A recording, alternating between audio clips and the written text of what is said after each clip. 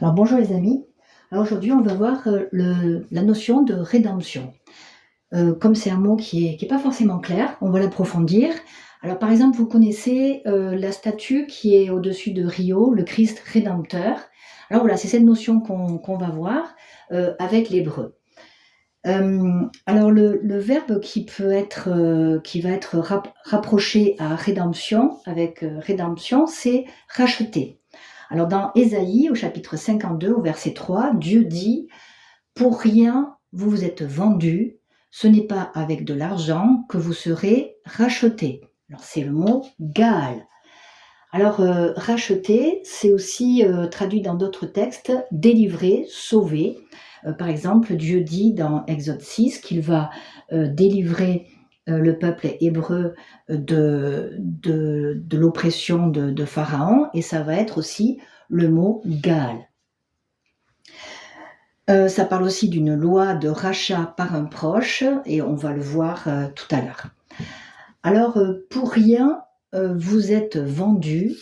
En fait, ça parle de quoi ? Eh bien, ça parle de, comme on l'avait vu, que l'homme, au commencement, eh bien, c'est pour rien qu'il s'est vendu à Satan, il s'est fait tromper, il s'est séparé de Dieu, et donc il s'est mis sous la coupe, en fait, de Satan. Et Dieu désire le racheter, le sortir de cette coupe, de cette oppression. Alors, j'ai mis ici que pour rien, ça se dit rinam, parce que je trouve que c'est intéressant, ça veut dire aussi gratuitement.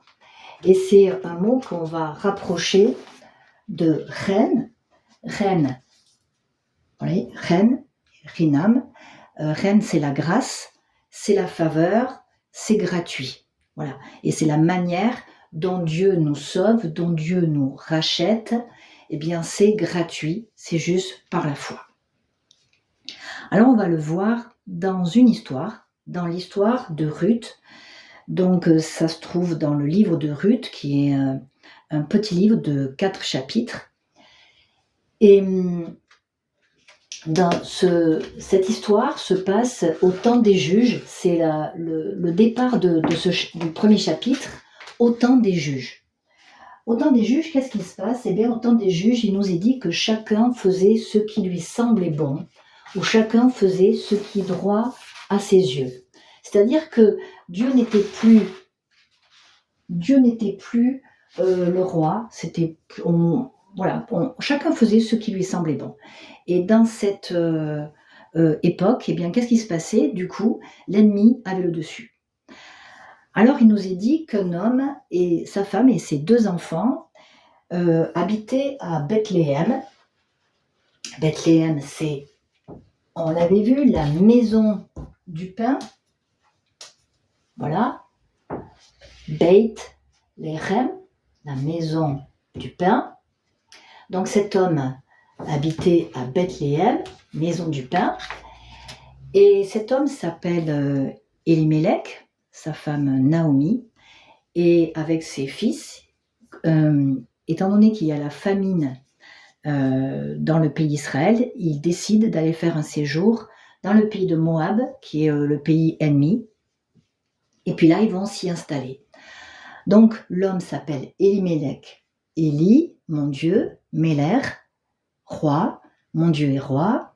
Naomi, ça veut dire douceur, beauté, agréable.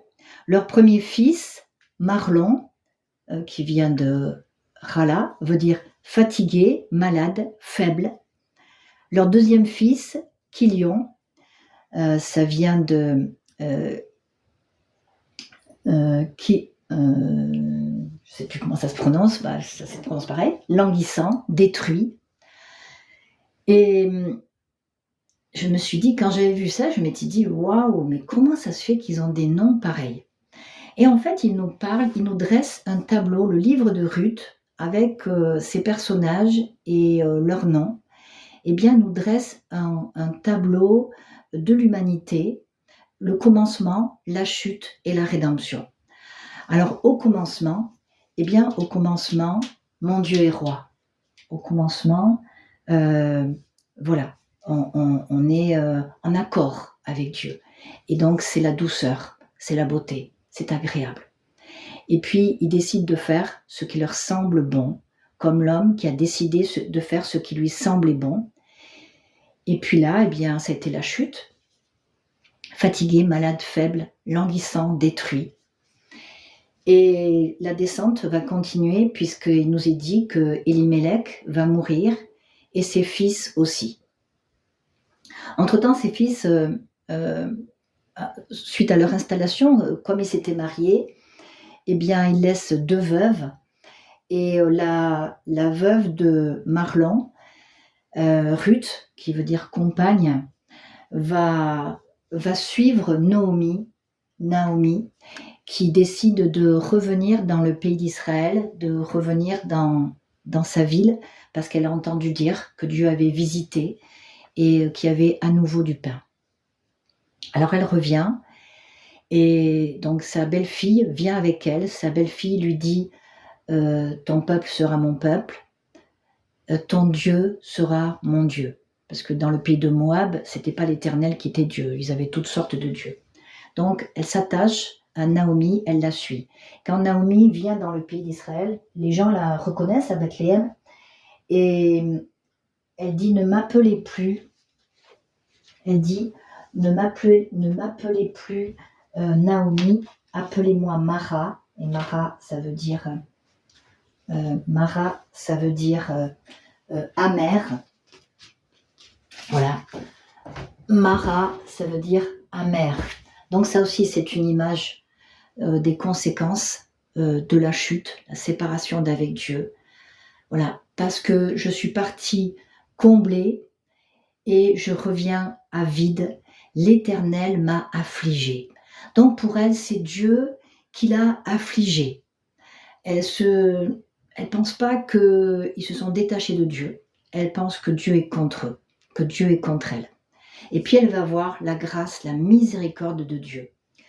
Donc pour subvenir à leurs besoins, sa belle-fille va aller glaner. Alors glaner, c'est ramasser les gerbes qui tombent derrière les moissonneurs. Donc c'était un droit pour les pauvres. Et donc il se trouve que Ruth va aller dans le champ d'un homme qui s'appelle Boaz, qui est riche, qui est puissant et qui est très bon. Boaz, eh bien ça veut dire en lui la force. Voilà, ici on a, ça c'est à l'intérieur, le beit, et puis Oz, la force, en lui la force. Et il va être en fait l'image du Rédempteur, l'image du Messie. Il va faire preuve de beaucoup de bonté. Ruth va dire qu'elle a trouvé grâce à ses yeux, bien qu'elle soit une étrangère, donc elle est moabite, elle n'a même pas de droit en Israël, et Boaz va manifester de la bonté, elle va avoir grâce, elle va trouver grâce à ses yeux, donc la grâce reine. Il va faire preuve de miséricorde envers elle, il va la protéger, il va lui donner plus que ce qu'elle ramasse. Et quand elle le raconte à sa belle-mère, Naomi va lui dire « Cet homme est notre proche parent, il est de ceux qui ont sur nous le droit de rachat. » Gaal, voilà, droit de rachat, Gaal.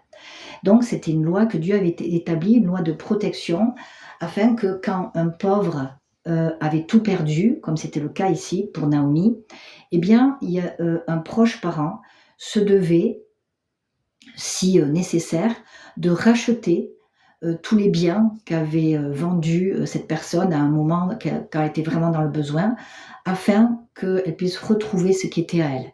Et si la personne était veuve, il fallait l'épouser, afin aussi de relever le nom de celui qui était décédé. Et donc, il se trouve que le champ dans lequel elle est entrée, c'est le champ de Boaz, le proche parent. Karov, ça veut dire, ça vient de Karav, qui veut dire s'approcher. Donc le proche parent, celui qui pouvait racheter. Et voilà. Et ça nous parle aussi, quand on fait une image avec le Messie, que pour nous racheter, il fallait quelqu'un qui soit notre proche. Dans le sens que, comme je l'avais expliqué, il fallait un homme, il fallait que Dieu se fasse homme pour racheter les hommes. Il fallait un proche. Et donc, quand Naomi va dire ça à Ruth, eh bien, elle va aussi l'inviter à demander à Boaz de la racheter, justement. C'est ce que Ruth va faire, et elle va lui dire « Étends ton aile sur ta servante, car tu as droit de rachat. » Voilà, on reprend, droit de rachat, Gaal. Et c'est très imagé, comme l'hébreu est très imagé. Étends ton aile, c'est kanaf. C'est étends ton aile, c'est aussi le mot kanaf, c'est aussi les bords des vêtements. Donc ça peut être aussi comme étends ton manteau, les pans de ton manteau. Ça parle de protection, ça parle d'une protection dans le mariage. On le voit aussi, j'aime beaucoup ce mot, kanaf, qui commence par un kaf. Le kaf qui nous parle de protéger, qui nous parle de couvrir, qui nous parle de protéger, qui nous parle aussi de rachat, bien sûr. Et puis elle dit « sur ta servante ». En fait, elle s'humilie. Elle sait qu'elle n'a aucun droit, d'autant plus qu'elle est moabite, mais elle demande quand même. Et en fait, eh bien, ça va nous ramener à une notion qu'on a déjà vue et qu'on va retrouver avec la gématrie de Gaal, racheté. Donc, racheté ou droit de rachat, Gaal, ça pour gématrie 34, 3, 1 et 30, c'est 34. C'est la même gématrie que pauvre, Dal. Et on avait vu que si on imagine, eh bien ici une petite tête, eh bien on voit quelqu'un qui s'incline, quelqu'un qui s'humilie. Parce que quand on est dans le besoin, on va s'humilier, on va demander. Voilà. Et c'est ça en fait, dans la rédemption, Dieu a tout accompli par le Messie pour nous racheter, mais nous, il faut qu'on dise « j'ai besoin ». Comme quelqu'un qui est pauvre, il va dire « j'ai besoin ».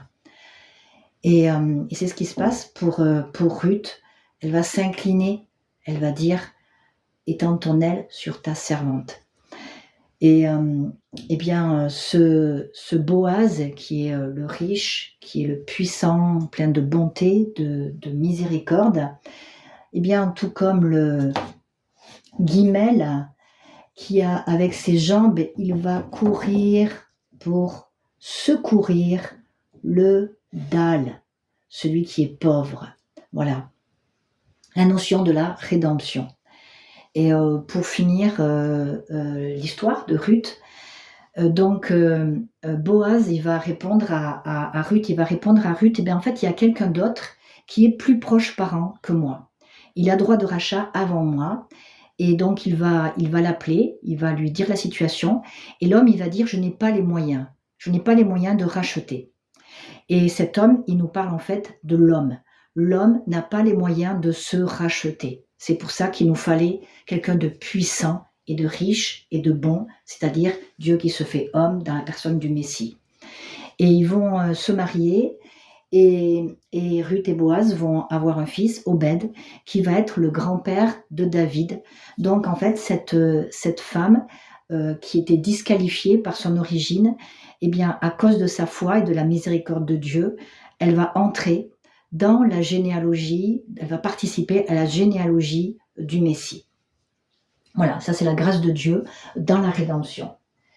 Eh bien voilà, je vous dis à bientôt. Merci de laisser un pouce et un commentaire. Au revoir.